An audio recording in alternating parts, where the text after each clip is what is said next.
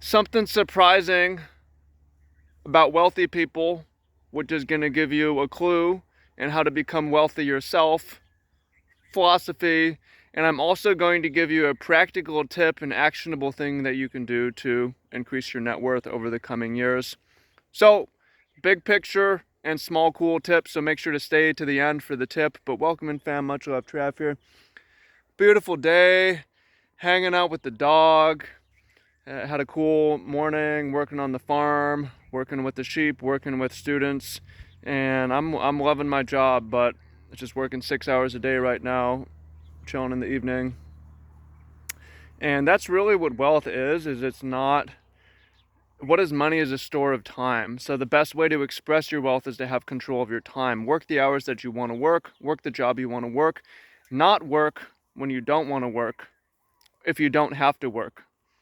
Right? That's the beauty. But that's not necessarily what people think of when they think of money. They think of appearance. So there's a difference between being wealthy and having the appearance of being wealthy. And this is what I'm getting to in this video is a lot of the people who appear to be wealthy are not wealthy, and a lot of the people who are wealthy, you would not know they're wealthy when you saw them. And by wealthy, I'm saying in terms of actually having a high net worth or an above average net worth for your age, having some kind of wealth, right? So the best way to take advantage of wealth is to optimize your time. It's not to show off for other people. Yeah, having a kind of a status, an appearance of being wealth can be nice. It can give you some benefits. And this is why people do it is if I put out a signal that I'm wealthy, especially as a man, it can attract a female. That's a lot of the reasons why people flex. However, the issue is if you have an appearance of being wealthy, but you aren't actually wealthy, then here you have an issue. So a lot of wealthy people, or a lot of people who appear wealthy but aren't wealthy, maybe they have good cash flow, maybe they actually earn a pretty decent amount, but what I'm saying is they're not necessarily good at saving it. They're not necessarily good at building wealth, and if they're not necessarily good at building wealth, it means they won't necessarily have full control over their time going into the future. They're not taking advantage of the most important and best reason to be wealthy. So you see people someone who has a new car, for instance, you think this person is wealthy. Well, not necessarily. It may mean they just have a lot of debt. That's actually the more common explanation is they're not wealthy, but they have a lot of debt. There's a cool book called The Millionaire Next Door. You might have heard of it, but it found that the average millionaire, I think it's like the average millionaire never made more than $100,000 a year. How is that possible? The average millionaire, you become wealthy not by making a lot of money, but by saving and investing a lot of money, by being frugal. Because you can make a lot of money and not be wealthy because you can always match your spending to your income, right? So if you make a lot of money, but you spend a lot of money, yeah, there's some nice things about that, but at the end you're not wealthy, and it means that you have to continue to work to pay for your toys, to pay for your boat, to pay for your car, to pay for your fancy house. So you see someone who has a fancy house, it might mean that they have a lot of debt, right? It doesn't necessarily mean that they own something, right? You have fancy clothes, it might mean that you have you're bad with money. You're not good at saving money. So a lot of the common markers we look for wealth is actually signs of being poor with money, being bad with money, or not necessarily being wealthy. Now, the uber super wealthy do have these toys and they have nice things, but the average millionaire next door, you would never know. I mean, you would get a sense. The most you can the things you look for are not what they own, their possessions, but their one would be their demeanor. That's something that's hard to pick up. But are they healthy? Is a big thing, and how do they spend their time? That's the biggest indicator that's going to tell you these things.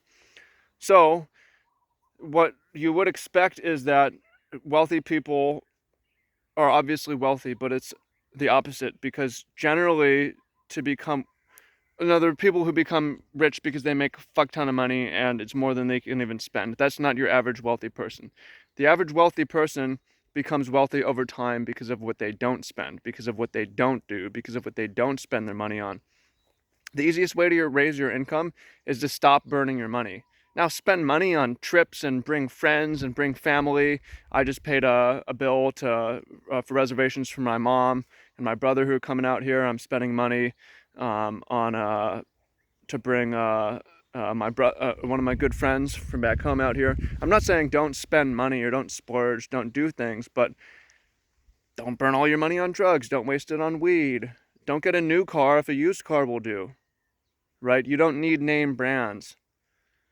Eat healthy food doesn't necessarily mean going to an expensive restaurant. The healthiest food you may prepare yourself. Do you see what I'm saying? And over the long term, by spending less than you make and investing it, you become very wealthy. That's one of the ways. It's the most common way also. So it's not necessarily the way to extreme wealth, but it is a way to wealth and to time freedom. Got the dog over here. Nolani, come on, dog. Okay, you made it this far. I'm going to give you my tip, the practical tip that is going to help you improve your income and your wealth over the coming years. So, and this is a move that I'm making. I'm making this transition. I just initiated some money changing to do this, but the interest that you get from in a savings account is ridiculous. It's 0.06% or something like that. If you put in $100,000 for a year, you make $60. It's pointless. There's no reason to have money in a bank. And that leads one to, hey, not saving and taking out debt. And it also leads to investing. Like, well, if I'm going to get 0.06% on my money, I'm going to put it in Bitcoin. And by the way, I'm up 400% since I did that. I'm not telling you to buy Bitcoin here, actually. I'm telling you to take that small amount of money that you have, that's 3 to 6 months that you keep in dollars just for emergency to sleep better at night, which it might be, just a couple thousand or 5,000 or 10,000, whatever your number is, and you invest the rest of it.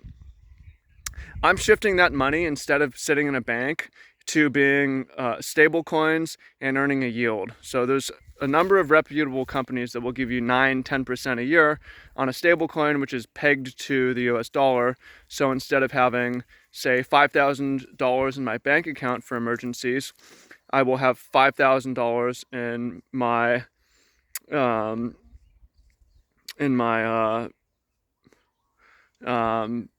one of my either BlockFi or Celsius or one of these other lending apps. And it's a small move that will 10% make an extra $500 a year if you're doing that small amount. But hey, any small move when you're trying to optimize that just gives you an extra 500, an extra 1,000, whatever it is. And if you deal with larger numbers, if you want a larger amount of your worth in pegged to the dollar, then I'm checking on the dog here. Then you can do more. You could do, I'm planning on, if we see a parabolic run up in crypto, I'm going to sell some of my Bitcoin. I'm going to sell some of my Ethereum.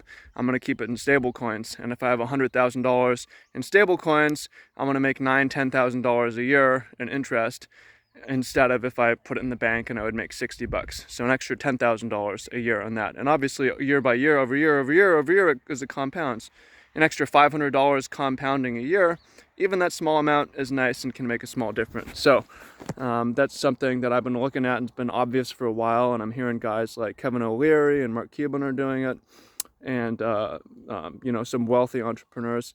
And I'm doing the same thing. I'm doing it slowly at first. I'm moving. It's not quite as liquid, but it's close enough. And also, if you have short-term credit, if there's a real emergency, access that credit, initiate the withdrawal, and then you can pay it off. There's reasons to have personal line of credit too. So I hope you found that useful. Comment down below who's the wealthiest person you know and what's something that surprised you about them. And I don't mean the highest income earner, but the person who has the highest net worth. If you know, comment that down below. And if you found it useful, the tip to earn a higher percentage on your dollars using crypto instead of banks, using crypto banks, you can go from 0.06% to 10%. If you find that useful, comment down below. And if you're looking for help, you're looking for coaching, you're looking for one-on-one, comment down below as well. There's a link down below. If you need to talk to me, you want to talk to someone, I'm still keeping it open. Maybe I shouldn't, I'm busy, but I like to help people, so I'm gonna do it. Okay, appreciate you, much love. Talk to you soon. If you found this video useful, make sure to comment down below. Really makes a difference. really encourages me to make more videos to help you out. Okay, peace out and much love.